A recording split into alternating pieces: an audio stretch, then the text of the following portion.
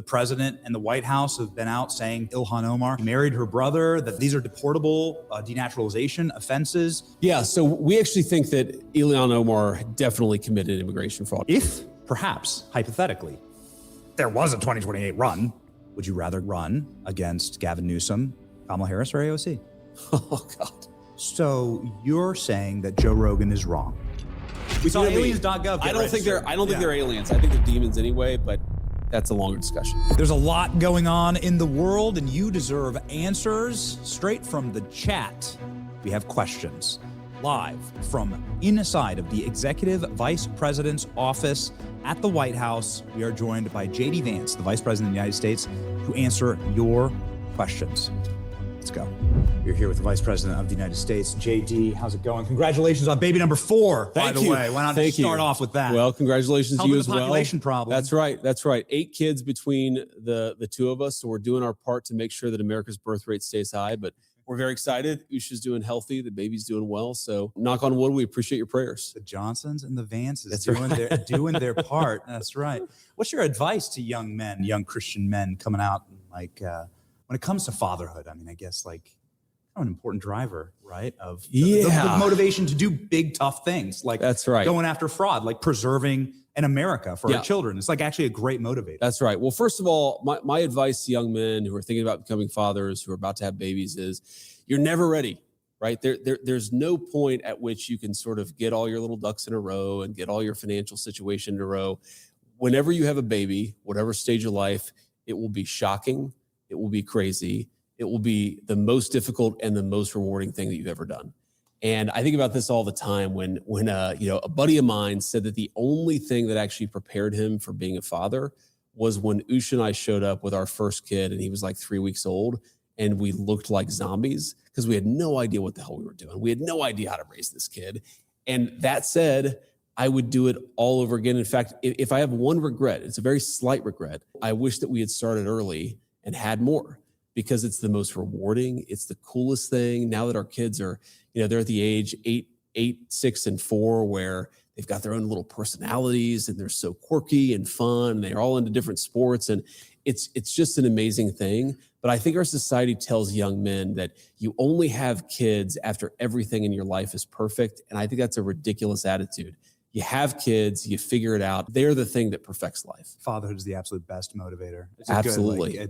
Yes, it is. The biggest lie is that kids will take away from your careers. It actually 10X's your career and your motivation. Fixing fraud is a massive motivation for you and the fraud task force. That's right. You got to fix fraud to preserve an America for our children. You have to fix fraud to preserve Western civilization. We won't have a country. Correct. It keeps going the way that it's going. We'll go bankrupt, and everything that makes America great will disappear if we allow fraudsters to steal the American dream from the next generation. I actually just met with Nick Shirley one-on-one very briefly.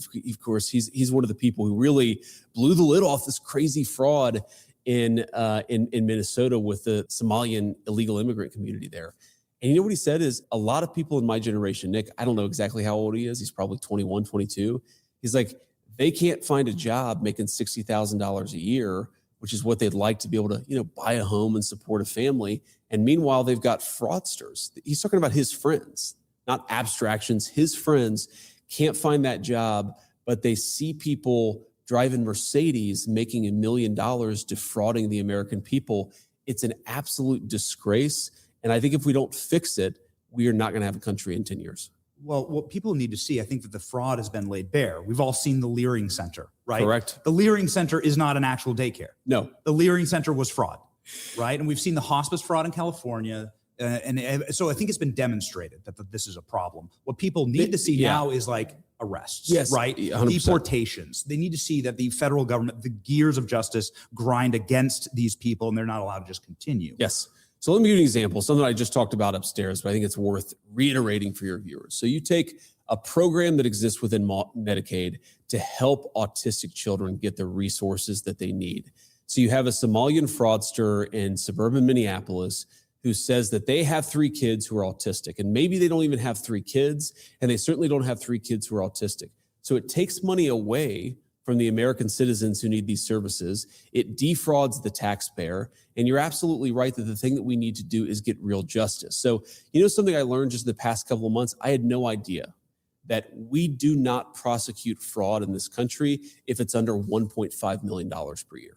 Okay? So think about that. Think of all the people who are $1.5 million a year. This is not chump change. That is meaningful money. And by the way, sometimes by prosecuting the lower level people, you get to the higher level people, who have sort of the conspiracy to commit fraud against the American people. So one of the things that we're trying to do with this task force is commit the Department of Justice to investigating all fraud and actually going after the people who are doing it at the small scale of $1.4 million, but also actually looking at the big conspiracies that are out there. Because, Benny, I don't know about you, but I do not believe that what happened with the Somalian immigrant community in Minnesota, I don't think that happens without some cooperation from politicians, without other people looking the either way, or maybe even being in the fraud themselves. Yeah, so, okay, let's talk about Ilhan Omar and Tim Walz. Exactly. I mean, obviously, Ilhan Omar, the president and the White House have been out saying that she married her brother, that there is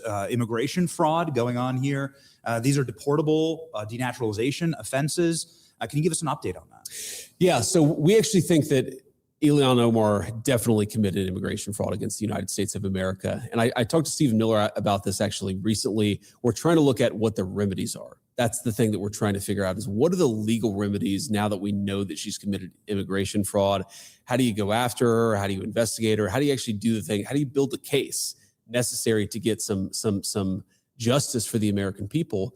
There's a related issue, Benny, which is she has been at the center of a lot of the worst fraudsters in the Somalian community. So do I know that Ilhan Omar was aware that the Quality Leering Center was defrauding the American people? I'm not certain of it, but we at least need to investigate it, because if people can commit wrongdoing without even the fear that they're going to be found out, that's a fundamental problem. So I'm worried about the immigration fraud. I'm also worried about, what did Ilhan Omar know about what was happening in the Somali community, and why was nobody looking into it until, frankly, Donald Trump came along? Yeah, that's right. What about, your friend, Tim Walz? I mean, you guys shared a wonderful moment on the debate stage together. I do feel very bad for Tim Walz because of what happened in the October 2024 debate.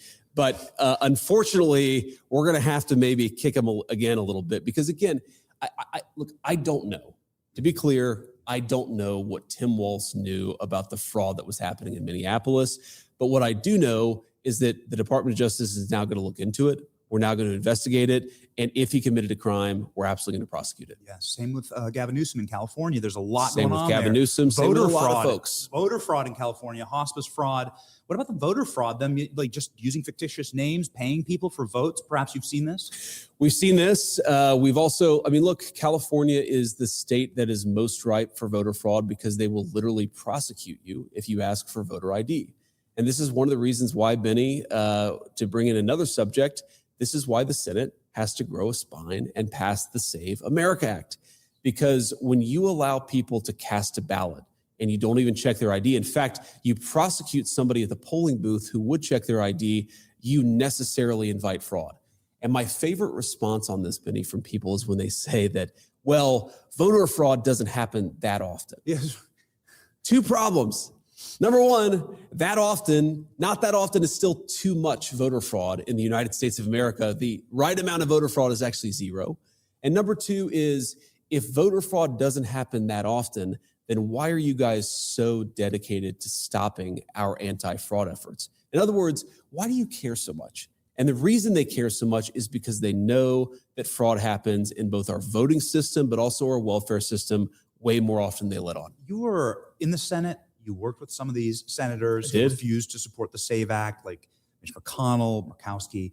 You know the Senate and how it works. They're going on recess now, and people are enraged about that without passing the SAVE Act. Yep. They're now going on recess. Or without funding the Department of Homeland Security. Exactly right. This must frustrate you. You're the president of the Senate, I think, if I read the Constitution correctly. That's right. That's right. So what's your word to the senators here? What would you like to see happen? Are you available to cast the deciding vote to pass the SAVE Act? Absolutely. I am available whenever they would like to pass it. The problem is we actually do not have 50 senators, not who would vote for the SAVE Act, but who would overrule the filibuster. That's something that a majority of the Senate, you need 50 senators plus me, and I'm certainly on board, 50 senators to actually overrule this archaic rule and pass the Save America Act. Now here, this is the thing that I find so absurd about this. If you remember, Kyrsten Sinema and Joe Manchin, two people I didn't always agree with politically, moderate Democrats, but very good people. They are the people who saved the filibuster when the Democrats were in control of the Senate just a couple of years ago. What happened to them? They were tarred and feathered by the far left. They were ran out of town.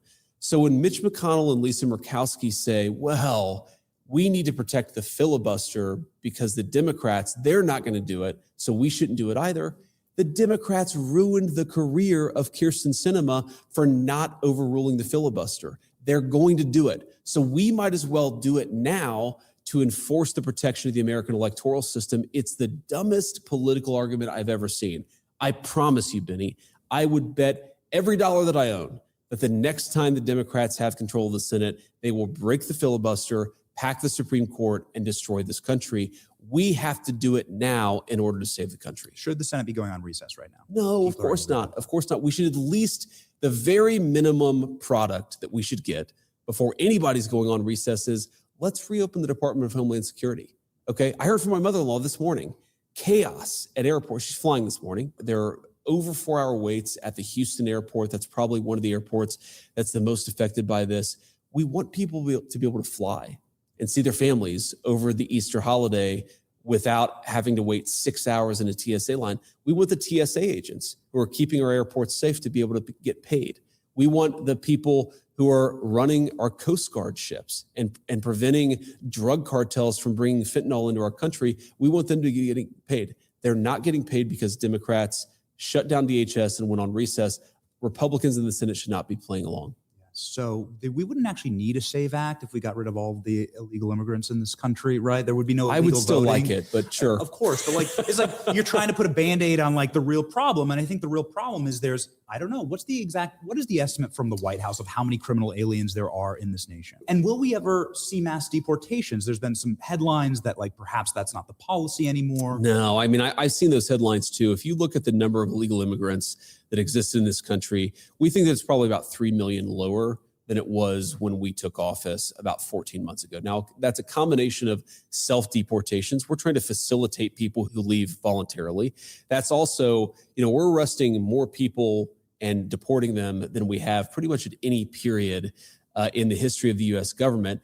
The problem is we did inherit a mess. I mean, when I say 3 million, good news is that's 3 million fewer. My guess is we probably still have 20 million criminal illegal aliens in the United States of America. So there's a lot of work to do. But again, goes back to we've got to keep our foot on the gas pedal. And we also need a Republican Senate and a Republican House that's helping us. What I've realized, Benny, about Democrats and Republicans is Democrats, they always stick together. They always vote the way that their leadership tells them to vote. So when you say, well, you have 53 Republican senators, why can't you get the Save America Act passed? And the reality is that we've only got 48 or 49 Republican senators who are willing to do the right thing. Good news, that's much higher than it was, okay? So even 10 years ago, I mean, this is one of the fundamental transformations that Donald Trump has wrought on the Republican Party is 10 years ago, there would have been 35 votes to break the filibuster and pass Save America. Now it's 48. So don't get discouraged, just get involved because we need to get that 48 to 51 so we can pass this thing. So you're saying that Joe Rogan is wrong because Joe Rogan yesterday was roasting the Trump administration, saying probably the most offensive thing you could say, which is that Hillary Clinton and Barack Obama are better at deporting people than you. I did not see Joe say this. I'm going to text Joe because that is definitely wrong. So here's why this is wrong. When you look at the deportation numbers that go back to the Obama administration, they would count somebody who showed up at the border and they turned away as a deportation, okay? Now, we have almost no one showing up at the border because the border is secure. So if you have somebody show up at the border, let them cross into our country, provide them some free medical care and free food, and then you send them home, that counted as a deportation. What we're talking about is interior deportations. We're taking the flood of people that Joe Biden led into our country and getting them out of our country. The numbers from the Obama administration or any other administration, they weren't doing a tenth of what we're doing. So Joe is wrong on this. We've been the best administration in American history at deporting illegal aliens. The problem is we also followed the worst administration at letting them in. So there's a lot of work to do. Joe says MAGA's full of dorks. What do you think? You consider yourself a dork? He says MAGA's dorks. I think we have many, many fewer dorks than the far left, but everybody's got some dorks. We love our dorks. We love our cool kids. We love anybody who wants to save the country. So the domestic policy issues critical for the midterms, obviously. Yes. High gas, nobody likes it. Grocery prices, there's been ups and downs, right? But also homes. I know this is critical for you. You're young. You're the youngest vice president in history. You're a young father. You understand the pains of young fathers trying to have housing for their families. Of course. And also what a threshold that is to actually start a family if you don't have a home. That's right. Right. And so what can young people expect from this administration when it comes to affordability? So you've heard me say this before, Benny, but I'll repeat it. But one of the main drivers of housing costs is that we let in so many people into our country and that we didn't build enough homes. Too many illegal immigrants weren't building enough homes. We're fixing both of those problems. If you actually look at rents have gone down, not stayed flat. They've gone down in the United States of America for the past 6 months. Now, I understand a lot of people are saying rents got too high, housing prices got too high. The fact that they have leveled off is a good thing, but again, we've got more work to do, but we've made a lot of progress there. You're right, gas prices way too high right now because of what's going on in the Middle East. The president said this is going to be short term. It's going to be a blip, as he said, a little excursion, and the gas prices are going to come back down to reality. Food prices, I think that we've done a good job. Again, I think rent and housing is probably where you've seen the most movement over the past 6 months, but there's just a lot more to do. And Rome wasn't built in a day. And I try to remind myself that while the average American has actually, this is just simple, objective dollars and cents, has gained about $1,400 since Donald Trump became president in take-home pay. The average American lost $3,000 when Joe Biden was president. So we've made a lot of progress, but Biden left us in a big hole, and we've got a lot more work to do. And by the way, just to be fair to Joe Biden, which I would never hear me. Wasn't counting on hearing that. But look, Biden accelerated problems that existed in this country for 30, 40 years. And it was bipartisan. It was Democrat and Republican. It was ship all of our jobs to China, let illegal aliens into our communities to make them less safe and to make it harder to buy a home. That was the official policy of the government until Donald J. Trump came along. You're not going to fix all of that in 14 months. But we've made a lot of progress, and progress I'm very proud of. Mass deportations really tied to so many of those issues. 100%. So many of those affordability issues is there's 20 million people here that shouldn't be here. Correct. And many of them are on welfare. And if 40% of the people are getting their food for free, what does that do for the people who are paying? It drives up the price of food for everybody else. By the way, have you gone to an emergency room in the last few years in this country? Of course, you're going to have half of the people there who don't speak English, who require a translator. That's resources that's not going to doctors and nurses. And then, of course, you're going to have a much longer wait time because people are there. It's one of the things that you see. You're already starting to see evidence of hospital wait times. Emergency rooms are more functional because we have fewer illegal aliens in the country. So gas prices were down. I think the national average was close to $2 a Correct. gallon. And do you think that's like where the actual status is? Do you think that that's where that's natural? And, obviously the excursion in Iran is what's doing this with the high gas prices. As somebody who's enlisted, obviously as somebody who's served, what is your message to the troops? What does the off-ramp look like in Iran? Well, the president said, look, we've accomplished the gross majority of our military objectives. I think you can make a good argument we've accomplished all of our military objectives. The president's going to keep at it for a little while longer to ensure that once we leave, we don't have to do this again for a very, very long time. That was fundamentally the president's goal. He said, look, this country, they're threatening us in all these ways. They're still trying to build a nuclear weapon. We need to neuter them for a very, very long time, and that's the purpose. You're right. Gas prices have certainly gone up because of what's going on in the Middle East, but they're going to come down, right? This is a very, very temporary reaction to what is going to ultimately be a short-term conflict. I think the president's been very clear about this, that we're not interested in being in Iran a year down the road, 2 years down the road. We're taking care of business. We're going to be out of there soon, and gas prices are going to come back down. We use the discombobulator. I cannot talk about the discombobulator. That's highly classified, Benny. This is my job to ask these kind of questions. You're going to release all the UFO files? We're working on it. It's funny. When I came in, I was obsessed with the UFO files. And then you start getting really busy worrying about the economy and national security and things like that. But I've still got 3 more years as vice president. I will get to the bottom of the UFO files. Okay. Have you peaked? Have you done a peek? So I actually haven't. I the have full not. Independence Day. I have not been able to spend enough time on this to really understand it, but I am going to. Trust me, I'm obsessed with this. I've already had a couple of times where I'm like, all right, we're going to Area 51. We're going out to New Mexico. We're going to sort of get to the bottom of this. And then the timing of the trip just didn't work out. But trust me, anybody who's curious about this, I'm more curious than anybody. And I've got 3 years of the very, very tippy top of the classification. I'm going to get to the bottom of it. Okay, so you haven't been to Area 51 yet? Not yet. Some people say they keep the UFOs in Ohio. They might Hangar 18, Hangar 18, right? I've heard that as well, but I don't know. I haven't looked into it yet. Okay, all right. Well, we're waiting for it. We saw aliens.gov. You know me. We saw aliens.gov. I don't think they're aliens. I think they're demons anyway, but that's a longer discussion. Well, I can't let you go without a follow-up on that, because Barack Obama is on this podcast and he goes, "Yeah, aliens are real, but like, here's where they're not." I did not. And so Obama says, yes, aliens he gets asked point blank, are aliens real? He said, oh, yeah. And then he goes, but they're not at Area 51. And where are they, bro? Well, that's what he says. Okay. Right. There's a great question. Trump had to go save him, and he said he's going to declassify. Okay. So you think they're demons? Well, look, I think that celestial beings who fly around, who do weird things to people, I think that the desire to describe everything celestial, everything is otherworldly, to describe it as aliens.